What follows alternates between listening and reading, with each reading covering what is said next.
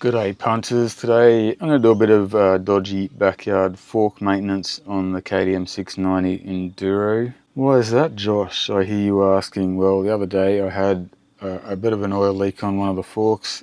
Usual story. Fixed that with my homemade seal mate. You slip that up in between the seal and clear out the rubbish that's making it leak. But because the forks that are on that bike don't have any air bleeder valves on the top of them, there was quite a lot of pressure built up in there. When I shoved that seal mate up in there, a lot of oil squirted out, and it was disgustingly filthy. So I thought I should at least change the oil in my forks. Now, if you've got the will, the time and the money, I definitely recommend getting your forks properly serviced or doing it yourself if you can. But if you're like me and on a bit of a budget, I feel like changing out the oil is better than nothing.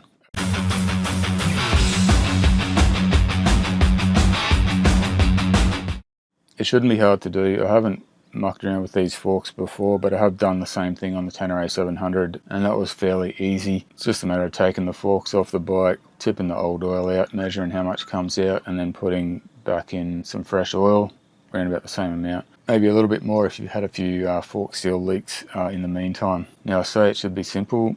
We'll actually see. I'll video the process of me doing it myself. My bike's a 2018 KTM 690, and apparently it has, according to AI, which, yeah, sometimes it's right, it's got this WP 4860 MXMA forks, so 48mm inverted forks. Of course, removing them from the bike is probably the hardest part, but yeah, it's not that bad. It's just a lot of buffing around, got to take the front wheel off and all that shit, but we'll go and start on that anyway, and yeah, see how we go.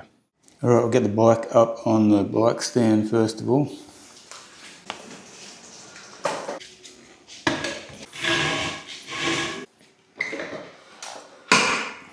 Probably one of the first things you want to do is make sure you can remove the cap of the fork. So I'm going to loosen off these two pinch bolts here, and this one here obviously takes a wrench to remove the cap. I don't know what size that is, I'm just going to use a shifter.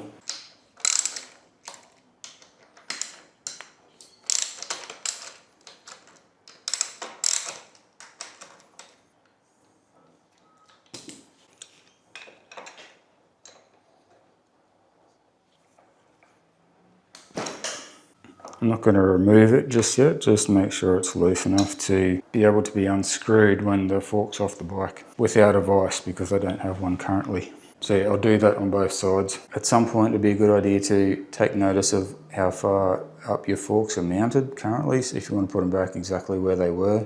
You can use a ruler or whatever to check that, but sometimes there are also markings on the forks that you can use. Alright, now we'll remove the front wheel and brake caliper.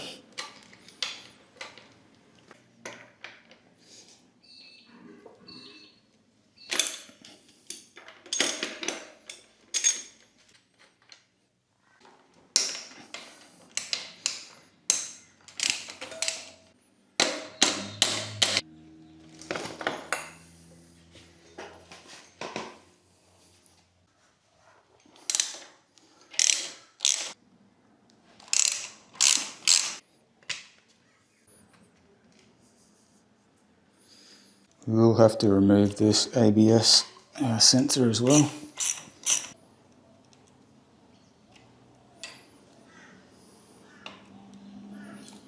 And then we can go ahead and remove the fork guards.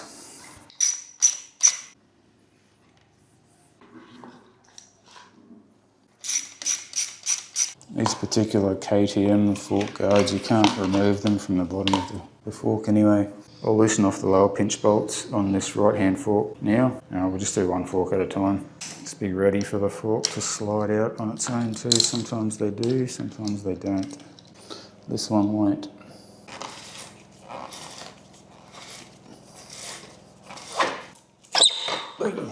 Shit. Since I foolishly neglected to wash my bike before I started doing this job, I'm just going to give this fork a bit of a clean up with some water and a rag, and then yeah, we'll continue on. Sorry about the background noise, guys. This is a very busy road, especially at this time of day.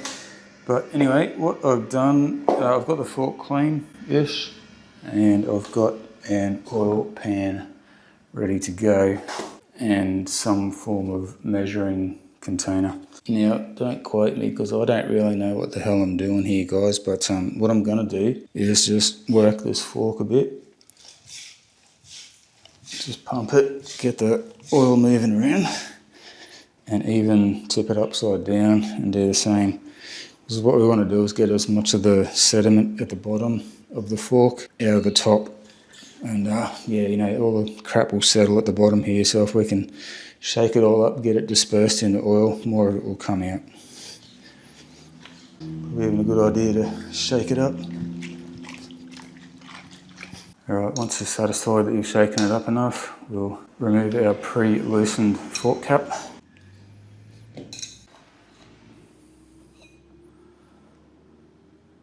See how we go tipping that oil out of there. The fun part with this is getting the oil back in there, but yeah, I have sort of devised a method. Let's see how bad this oil is. Oh yeah, that is nasty.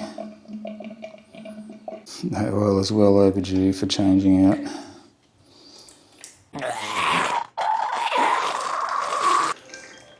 Okay, apparently the next important step is for me to hang out my laundry. My timer is going off. Just leave that sitting there for a second. Here, socky, socky, socky.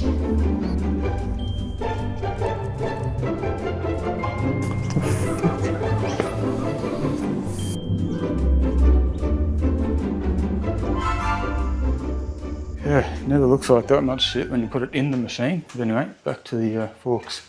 Can anyone guess what the next step will be?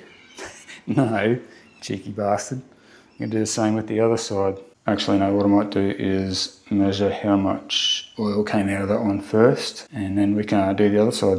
You can see how nasty that oil is. According to my highly scientific calculations, we've got about 500 ml of oil in there, so I will probably put about maybe 600 ml just to allow for any leakages that have happened since the oil was changed last. Right, we'll repeat the process with the other fork. I'm not going to film that, but yeah, you get the idea.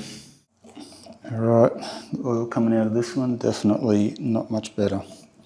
Yeah, I think I changed out the fork oil on the T7 after 12,000 Ks and it was still clean. This is disgusting.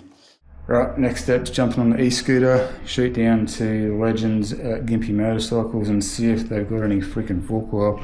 I'm just going to get some 5-weight because that's what AI tells me should be in those forks. So let's go see what they got. You might think you're cool, but you're not riding an e-scooter to the bike shop. Cool.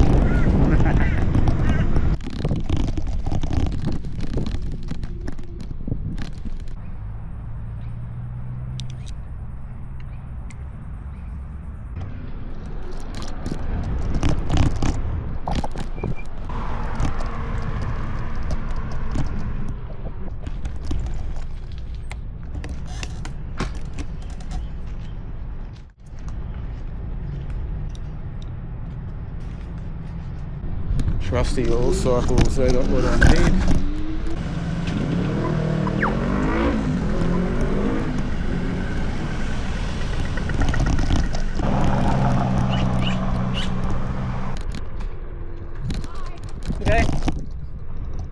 Alright, you bastards, this is what we got. 2 litres of 5-weight Penrite, $26 each. I think that's not bad pricing.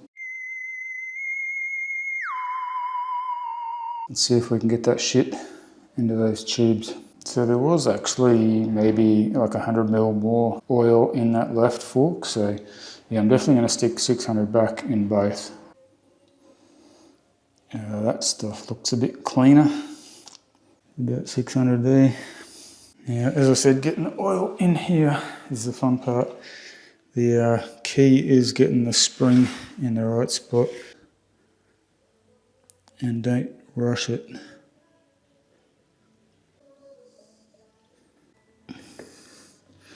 Now, most people who know what they're talking about will tell you that you should measure the air gap at the top of the fork, not measure how much you actually put in it. But we're just doing it the dodgy way today. Because dodgy is my middle name. just do that up. You know, it doesn't have to be super tight yet. We'll tighten it up fully when it's back on the bike. But that is one fork done. Exactly the same for the other fork. I'm not going to film it. You know how it goes.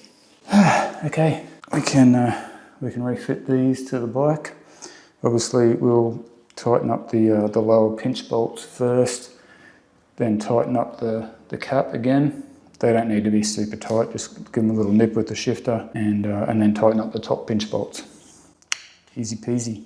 And of course, if you've got the KTM fork guards, don't forget to slip those back on over the top before you put your forks back on the bike, or else you'll be taking them back off again to put the fucking fork guards on. The slide should be pretty obvious because the fork guard's still attached to the bike.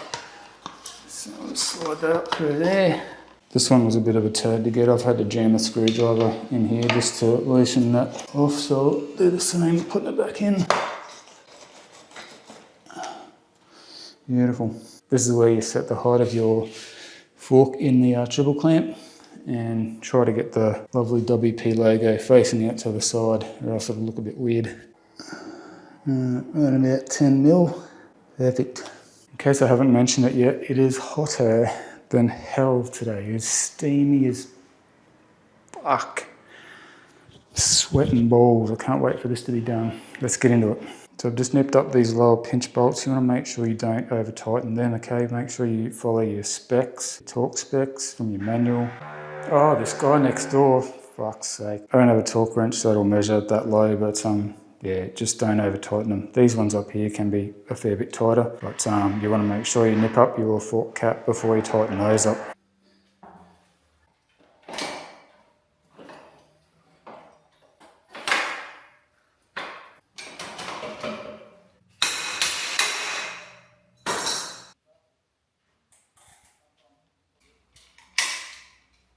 Job done, guys. Yeah, we'll see how she handles it on the trails. If everything's gone to plan, it should not be any different. Alrighto, there you have it, guys. As it said at the very beginning of this video, this is intended as entertainment, not education. It's not a how-to video. Take from it what you will. If you want to do the same thing as what I've done, I'll take no responsibility for anything that goes wrong. But hey, it works for me, and for the cost of some fresh fork oil, it's a cheap little bit of insurance. Like I said, if you want to fork out for a proper fork service, go ahead, do that, be my guest. But if you do want to save yourself some coin and you've got a couple of hours to waste, it's not a hard job to do, and it's going to make your forks a lot happier. Just like changing out your engine oil, fresh fork oil gets rid of a lot of the crap that's accumulated in that old oil. If you've seen anything in this video that's deeply offended you, or you really disagree with what I'm doing and you feel like you must say something, have your voice, leave a comment down below. I'll happily smile and nod and give you a thumbs up, whatever. Likewise, if you enjoyed this video or got anything out of it that's useful, leave a comment, let me know. Hit that bloody subscribe button, and we'll see you on the next one. Catch ya.